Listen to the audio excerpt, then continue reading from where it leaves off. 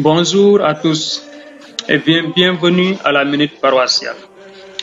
Aujourd'hui, nous voulons vous entretenir sur un thème qui nous est familier et dont nous ignorons peut-être son importance dans notre vie spirituelle et liturgique. Il s'agit du corps et sa place dans notre relation avec Dieu. Comment prier Dieu avec son corps? Saint Thomas disait que rien ne vient de l'esprit qui ne soit venu par le corps. Ceci dit, que chaque geste que nous posons dans la prière a un sens, une signification, d'où la place du langage corporel dans la liturgie. Oui, mes frères, la liturgie est dialogale. Elle doit aussi être vivante, car c'est Dieu prenant l'initiative qui s'est fait homme, prenant notre condition humaine et qui se donne à nous, nous appelant ainsi à nous ouvrir nous aussi pour mieux nous offrir à lui.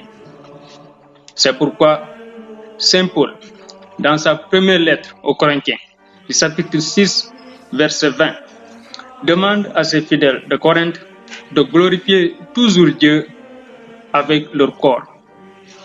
En outre, il les appelle aussi à être des réceptacles, des temples vivants de l'Esprit Saint. Et ceci demande aussi une conversion profonde de notre part pour mieux accueillir les grâces de Dieu qui nous permettent d'être aussi maintenant des offrandes perpétuelles. Oui, mes amis, nous sommes appelés à poser des actes significatifs dans nos actions liturgiques qui parlent à la place de notre langage humain.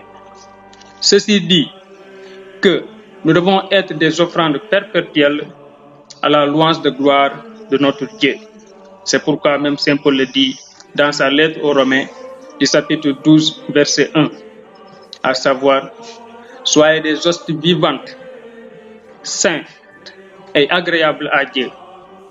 Oui, mes amis, à travers les offrandes que nous faisons à la messe, considérons-les comme nos propres dons, le don de soi. Donner une offrande à la messe, c'est comme se donner à soi-même.